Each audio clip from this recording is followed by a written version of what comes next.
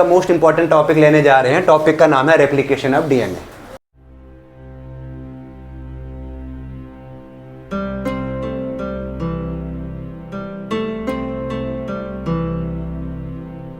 देखिए रेप्लिकेशन का क्या मतलब होता है। रेप्लिकेशन का मतलब होता है अपनी जैसी एक एग्जैक्ट कॉपी बनाना, अपनी जैसी एक एग्जैक्ट कॉपी बनाना, इसे कहते हैं रेप्लिकेशन, ठीक है ना। अब ये रेप्लिकेशन दो तरह का होगा, है ना। रेप्लिकेशन या तो ये ऑटो कैटालिसिस हो सकता है या ये हेटेरो कैटालिसिस हो सकता है। ऑटो कैटालिसिस मतलब होता है जब डीएनए अपनी एग्जैक्ट कॉपी बनाएगा, यानी कि डीएनए से डीएनए आएगा, ठीक है ना, डीएनए आएगा, उसे कहते हैं ऑटो कैटालिसिस, है ना। और ऑटो कैटालिसिस में ही हम पढ़ेंगे रेप्लिकेशन ऑफ डीएनए। दूसरा आता है हेटेरो कैटालिसिस। हेटेरो कैटालिसिस मतलब होता है जब डीएनए से आरएनए बनेगा, ठीक है ना। जब डीएनए से आरएनए बनता है दैट मीन्स कि ट्रांसक्रिप्शन हुआ, है ना। ये सेंट्रल डोग्मा में हम पढ़ेंगे, ठीक है ना। तो ट्रांसक्रिप्शन वाला स्टेप। तो आज हमारा जो टॉपिक है वो है डीएनए रेप्लिकेशन। देखिए रेप्लिकेशन को एक्सप्लेन करने के लिए अलग अलग मॉडल्स आए। कुछ मॉलिक्यूलर बायोलॉजिस्ट ने ये कहा कि रेप्लिकेशन ऑफ डीएनए जो है वो कंजर्वेटिव है, मतलब दोनों स्ट्रैंड जो है वो कमजोर रहते हैं। कुछ मॉलिक्यूलर बायोलॉजिस्ट ने ये कहा कि जो रेप्लिकेशन ऑफ डीएनए है वो कंजर्वेटिव है या सेमी कंजर्वेटिव है या ऑटोनॉमस है। ये तीन कंडीशंस आई, ठीक है ना। ये अलग अलग साइंटिस्ट ने। उसके बाद जो वेल नोन मॉडल है डीएनए रेप्लिकेशन को एक्सप्लेन करने का वो है मिसलसन एंड स्टेल एक्सपेरिमेंट। ये मिसलसन एंड स्टेल एक्सपेरिमेंट हमने पढ़ना है, ये एग्जाम में आता है, 5 मार्क्स का क्वेश्चन इससे बनता है। तो ये तो हम लास्ट में पढ़ेंगे। उससे पहले हमने ये पढ़ना है कि रेप्लिकेशन ऑफ डीएनए में ये कहाँ पे होता है, क्या है, इसमें क्या क्या इंपॉर्टेंट रिक्वायरमेंट्स हैं और कौन कौन से एंजाइम्स इसमें काम करते हैं। पहले हम इसका बेसिक्स पढ़ेंगे, उसके बाद हम मेन प्रोसेस पे आएंगे, ठीक है ना। तो चलिए शुरू करते हैं आज का लेक्चर, रेप्लिकेशन ऑफ डीएनए। तो रेप्लिकेशन ऑफ डीएनए क्या है, इसे हम it is a duplication process, यानी कि इसे हम डीएनए डुप्लीकेशन भी कह सकते हैं, जहां पर डीएनए मॉलिक्यूल जो है अपनी एग्जैक्ट कॉपी बनाता है, अपनी एग्जैक्ट कॉपी बनाता है। इसे कहते हैं हम डीएनए रेप्लिकेशन। नाउ ये होता कहां पे, इसकी ऑकरेंस, वेयर इट ऑकर्स। तो देखिए ये क्रोमोसोम के अंदर होता है, बिल्कुल सही बात है, लेकिन प्रोकैरियोट्स में कहां पे होता है, ये सेल स्टेज में होता है, सी स्टेज में होता है, और यूकैरियोट्स में ये एस फेज में होता है, यानी कि सिंथेटिक फेज। हमने पढ़ा है जब हम मियोसिस माइटोसिस पढ़ रहे थे, तो सिंथेटिक फेज जो है एक ऐसा फेज है जहां पे डीएनए की सिंथेसिस होती है। डीएनए की सिंथेसिस मतलब वहां पे डीएनए की रेप्लिकेशन हुआ करती थी। तो वहां पे तो हमने पढ़ा है, यहां पे हम एक्सप्लेन करेंगे कि डीएनए सिंथेसिस कैसे होती है। क्लियर ये चीज। नाउ अब इसके लिए क्या क्या रिक्वायरमेंट्स है, what are the requirements for DNA replication. सबसे पहले चाहिए हमें टेम्पलेट स्ट्रैंड। क्या चाहिए, टेम्पलेट स्ट्रैंड। अब टेम्पलेट स्ट्रैंड एक ऐसा स्ट्रैंड जिसकी कॉपी की जाएगी। सपोज करो मेरे पास ये स्ट्रैंड है, ये 3 प्राइम टू 5 प्राइम है, यहां पे सीक्वेंस है ATACG और C। आई बात समझ। अब ये हमारे पास टेम्पलेट स्ट्रैंड है, इस स्ट्रैंड की कॉपी की जाएगी। इसकी कॉपी कौन करेगा, यहाँ पे 3 प्राइम टू 5 प्राइम एक प्राइमर जुड़ेगा। ये प्राइमर क्या होता है, ये आरएनए डिपेंडेंट होता है। ये प्राइमर जुड़ेगा और यहाँ पे कॉपी बनाना शुरू करेगा। मान लो ये C है, C के साथ क्या जुड़ेगा, G। ये G है, G के साथ क्या जुड़ेगा, C। अब इस प्राइमर की ये 10 से 20 न्यूक्लियोटाइड तक लोडिंग का काम करेगा, लेकिन उसके बाद कौन आएगा, उसके बाद आएगा डीएनए पॉलीमरेज। डीएनए पॉलीमरेज क्या करेगा, इस स्ट्रैंड को आगे बढ़ाएगा और यहाँ पे न्यूक्लियोटाइड की पेयरिंग की जाएगी, है ना। आई बात समझ। तो यहाँ पे AT और A और T। आई बात समझ। तो एक ऐसा ही स्ट्रैंड बनेगा। अब पहला नंबर पे क्या आ गया, टेम्पलेट स्ट्रैंड। तो टेम्पलेट स्ट्रैंड मैंने बताया जिसकी कॉपी की जाएगी, कंसंट्रेट करो। उसके बाद दूसरा आता है राइबोन्यूक्लियोटाइड्स।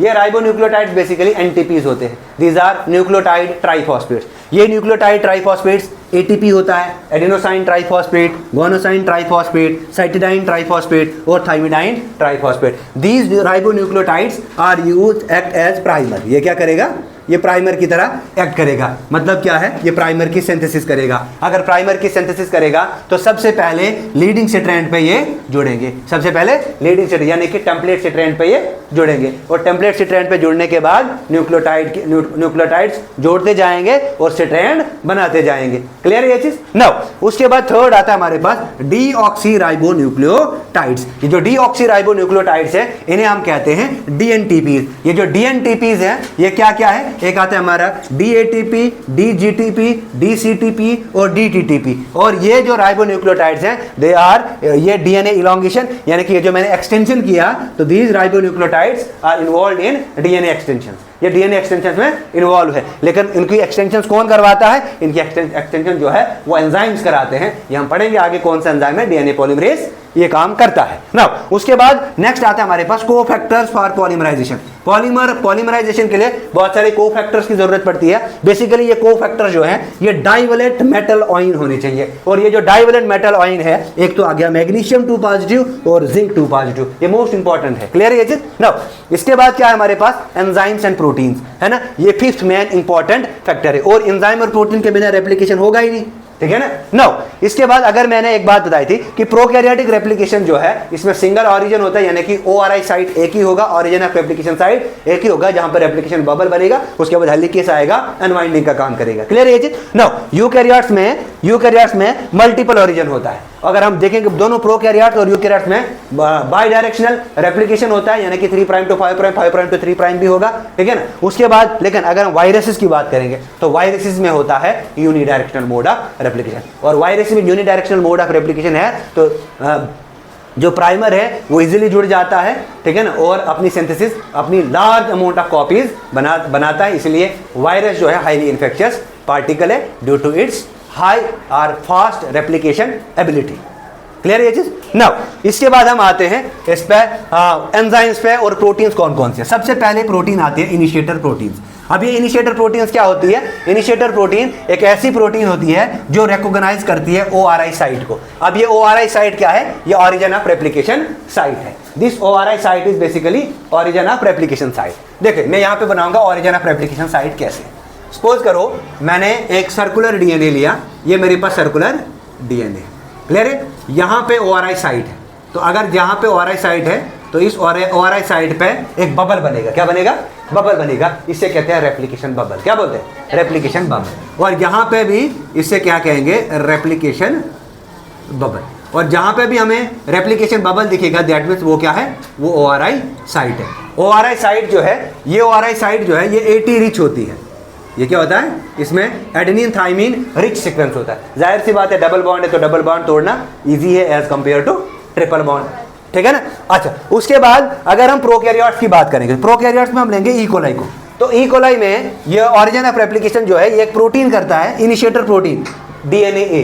तो DNA-A क्या है? एक इनिशिएटर प्रोटीन है, और ये DNA-A जो है ये ATP बॉन्ड प्रोटीन है। ये क्या है? ये ATP बॉन्ड प्रोटीन है, और ये क्या करता है? ये ORI साइट को रिकॉग्नाइज करता है। क्लियर ये चीज? और ORI साइट अगर रिकॉग्नाइज हुई तो यहीं से ऑरिजिन ऑफ रेप्लिकेशन हुआ, ऑरिजिन ऑफ रेप्लिकेशन हुआ तो यानी कि रेप्लिकेशन स्टार्ट यहीं से हुआ। अगर हम बात करेंगे यूकैरियोट्स की, तो यूकैरियोट्स में एग्जांपल हमने लिया ईस्ट को, है ना। तो ईस्ट में क्या है? इसमें होता है ऑरिजिन ऑफ रेप्लिकेशन साइट, है ना। इस ऑरिजिन ऑफ रेप्लिकेशन साइट पे क्या बनते हैं? रेप्लिकेशन बबल्स बनते हैं। ये बेसिकली 9 मेंबर सीक्वेंस होती है, ठीक है ना। ये आप हायर क्लासेस में पढ़ोगे।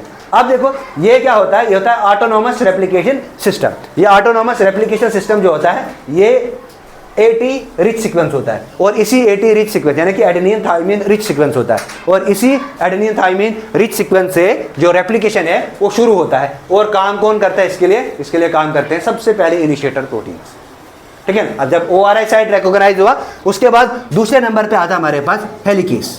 अब ये हेलिकेस की 3 प्राइम टू 5 प्राइम एक्टिविटी होती है, जैसे मैंने बताया 3 प्राइम टू 5 प्राइम एक्टिविटी। ये हेलिकेस कौन जोड़ेगा?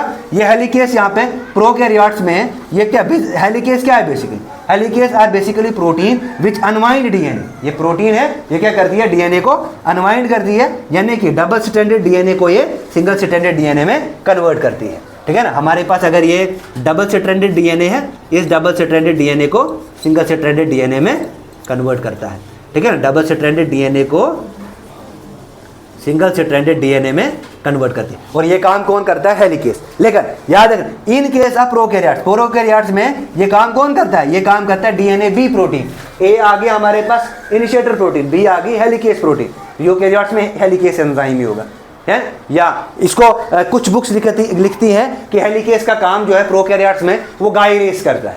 कौन करता है? प्रोकैरियोट्स में गायरेस, GYRASE ऐसी गायरीज, ठीक है ना। नाउ इसके बाद हमारे पास थर्ड आता है, इस हेलिकेज को इस डीएनए टेम्पलेट पे, इस डीएनए स्ट्रैंड पे कौन जोड़ता है, एक लोडर आता है, इसको बोलते हैं हेलिकेज लोडर। क्या बोलते हैं, हेलिकेज लोडर। ये हेलिकेज लोडर लोड करता है हेलिकेज एंजाइम को। जब हेलिकेज एंजाइम लोड करेगा तो आपको पता है enzyme they act as biocatalyst, है ना, ये कैटलिस्ट है, ये कैटलाइज करता है, रेट ऑफ रिएक्शन फास्ट करता है, एक्टिवेशन एनर्जी को कम करता है ना। नाउ ई कोलाई में ये हेलिकेज लोडर का काम जो है वो डीएनए सी करता है। कौन करता है, डीएनए सी। और यूकैरियोट्स में ये डीएनए ये सीडीसी6 और CDT1, ये CDC6 और CDT1 क्या है, ये लाइसिंग फैक्टर्स होते हैं और ये लाइसेस करते हैं। क्लियर है ये चीज।